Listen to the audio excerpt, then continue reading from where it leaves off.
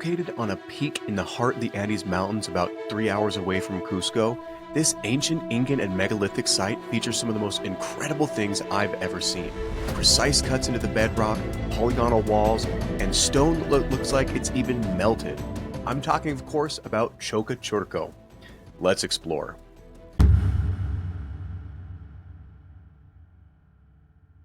Now, I first visited this site in 2024 with a bunch of my friends on a boys' expedition out of Cusco. We were visiting a bunch of sites in the area and had an absolute blast. We encountered spiders and snakes, ate fresh mangoes off the trail. It was an absolute adventure.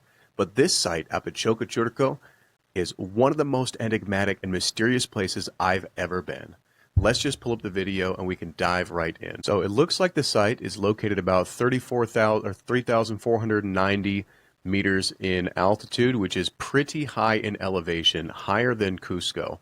And once you get up to the site, you find one of the most spectacular views of the surrounding area that you can possibly find. Now, one of the things that I absolutely love about visiting or being in Cusco and the Cusco region during this time of the year is the entire Andes Mountains are absolutely green and gorgeous. Just look at that view. Now keep in mind, this is 11,000 to 12,000 feet that we're looking at, and there's just greenery absolutely everywhere.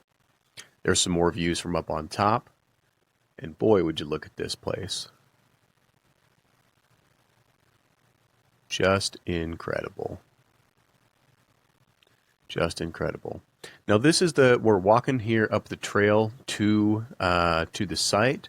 You're going to see some pretty cool stuff here when we get up to the site. I'll have you guys take a look. But you can see some megalithic cuts around the back.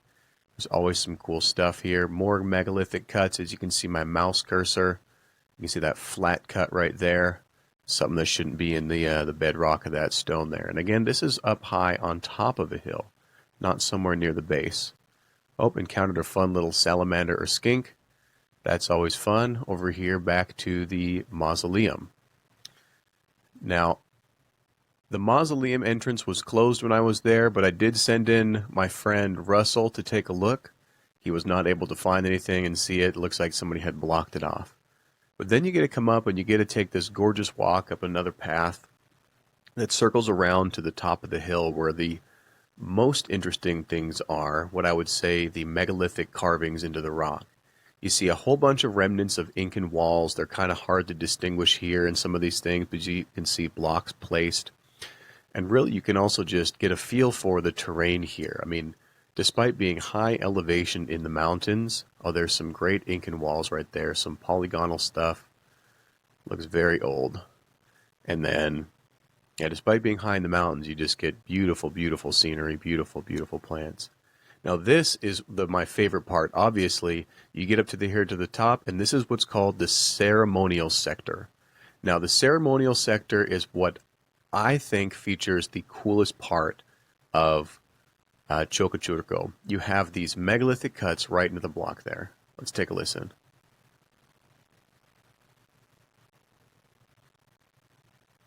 Over here on the back you have some more.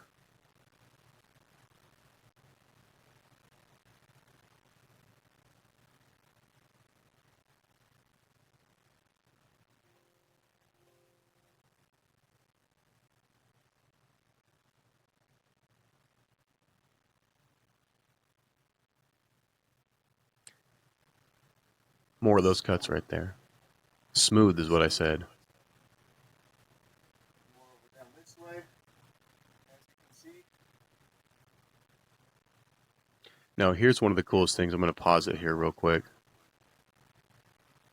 One of the coolest features that we have here is this stone, the step cut stone. This is on the back of the side, on the back side here. We're going to pause here on this screen so you can see just the beautiful cuts into it. Some of these are right angles, some of these aren't, but really it is absolutely brilliant. Let's keep going. More megalithic cuts in the backside. Little video here of them as well.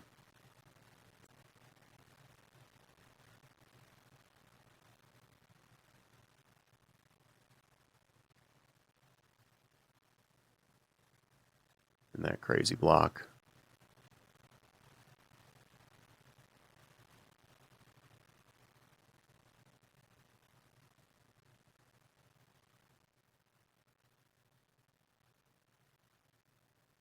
See, coming up here on top, you just get an excellent view of the surrounding area.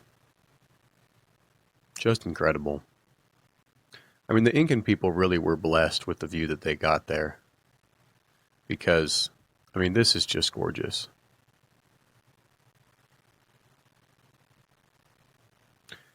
And then they had, I mean, this whole place was covered in a field of these yellow wildflowers. Look at this big cut here, right into the solid of the rock, right into the base. And you can see the section that was cut out. It's not really like a useful section. It's not like something you can use. It's not like a block at Sacsayhuaman or any of the blocks that are built into the walls. It's just a, just like a cut. It's very strange. More Incan wall underneath there. Oh yeah, that's very cool. You can see some of the other cuts on the other side.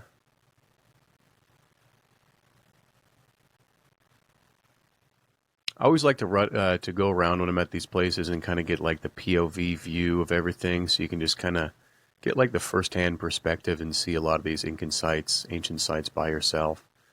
Now, what's important here to think about and to consider when we look at these sites is this is likely limestone, andesite, or diorite. Now, if it's andesite or diorite, this one's cool. It's got a piece missing out of it here. If it's andesite or diorite, that's an 8 on the Mohs scale of hardness, which means it is impossibly hard.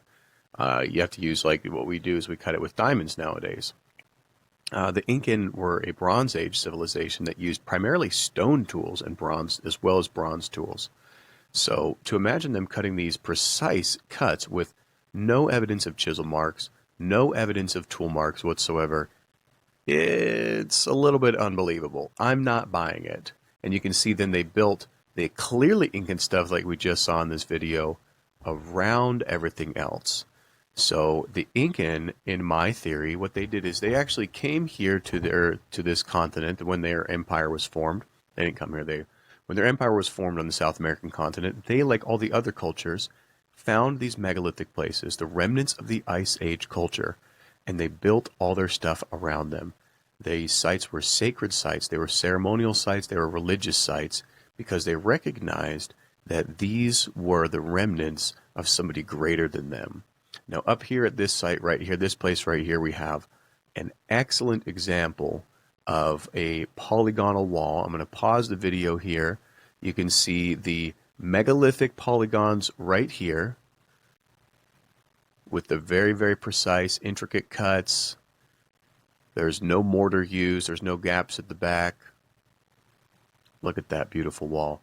I mean, obviously this one is not in as good state of repair, but then you compare it to this one right here.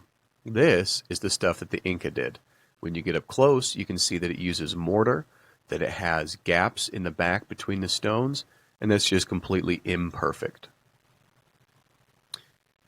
Here we go. Here, there's my friend Russell working his way through the remnants of the stones there. Some Incan walls and some Incan stuff. Beautiful day.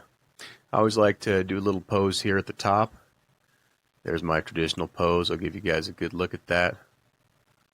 Wonderful. My little yoga pose, my tree pose. Now let's see here. Okay.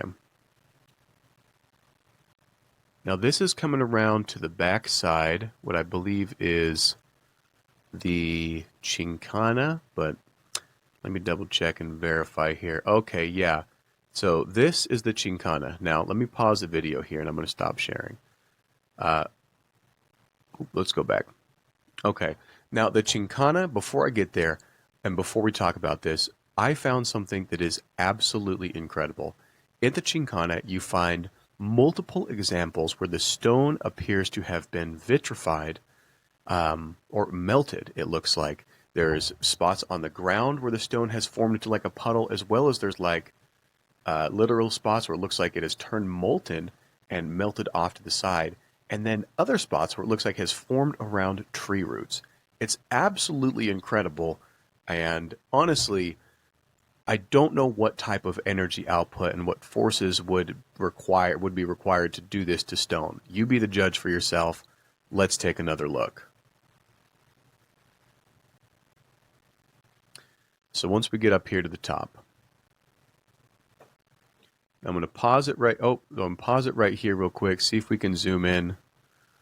Okay, let me exit out of this slideshow. Oh, we need to go find that picture. Oh, geez. This is going to take a while. All right, here we go. Let's find this picture right here. Okay, so this is the one we're about to see, but you can see this section right here that looks like it is completely melted. Not only that, then we have these parts up here that look like they are stalactites or stalagmites. But again, this is on the top of a hill, out in the middle of everything, not in a cave. And when you get close, you realize that it actually bleeds into the stone here. So these are horizontal cuts this way, and this goes at a diagonal angle. Let me go here to start the slideshow. We can start from here.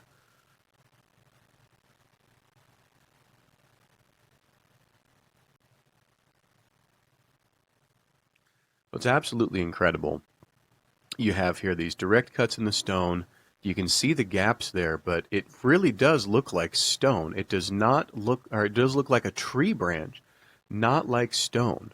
You can see the stone formed around that large part that's dripping, but that large trunk there looks like a tree branch. Now, I think here in a little bit, I'll zoom in on one portion of this, and you can see that it looks like the veins of a tree on a part that's broken off. Where did that video go? We'll see it here in just a sec. I think I'll go back to it. But then even up above this, you find more cuts, another little Chincana, mini Chincana cave that's up here at the top with some precise cuts. You can see there a little groove in the wall on the right side. And then it comes out. There's some Incan construction that I'm standing on top of, and it just pops out to an absolutely gorgeous view. This is just great. Again, I miss living there. This place is utterly fantastic. Though this is a cool little view here. So this is, oh, let me go back to that. Halfway up, oh, geez Louise, I went back to the beginning. Halfway up the side of the rock face here, this is about 15, 20 feet off the ground, you find this cut right here in the side of the rock face. And then down on the ground, scattered about, strewn about, you find a polygonal stone like this. This was very tempting to not bring this home, but you know, I don't want to break the rules too much. Let's see what else we've got. Yeah, so that polygonal stone was kind of right next to all this, these carvings here.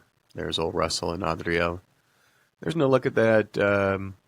Another look. Here we go. I think we can get some good pictures here. Yes, this is what looks like tree bark. So you can see it looks like there's a vein running through the tree right there. It looks like a branch. That looks like a branch. And that's what confused me about this. It looks like branches were growing here and then got covered in liquefied stone. Very, very strange. See, I'm pointing it out on the video there.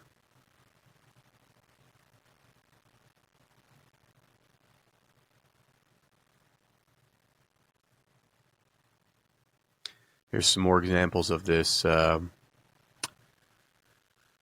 man, I don't even know what to call this. What am I supposed to call this, guys? And then over on the other side, it looks like you have melted quartz. This is really, really weird because this was like clearly not a stalactite or a stalagmite. It had the hardness, the consistency, and the coloring of quartz. So that was very strange. Now to look at the Chincana cave coming out of the top here. You can see the Chincana, which does mean cave. They were very important to the Incan people. For the Incan, here we're going to stop sharing here. For the Incan people, this represented Mother Earth or Pachamama, and a lot of what they did, a lot of the purification and rejuvenation rituals would take place inside these caves. And they would do these rejuvenation rituals, and when they came back out, it was like being reborn out of the womb of Pachamama back into the world as a new person with a new perspective and new outlook on life. So Choquechurco was a very, very cool place. If you're in the Cusco region, hit me up. We can go on a tour there. I can take you directly to the site because 90% of the tours that come through this area, they miss these things completely because it's not as nice and pristine as some of this Incan stuff. Even though it's accessible, it takes a little bit of a hike. Even though it's accessible, nobody goes to see it and they are completely missing out. Thanks for joining me today, guys. As always, stay awesome, stay engaged, always question, and know that I love you.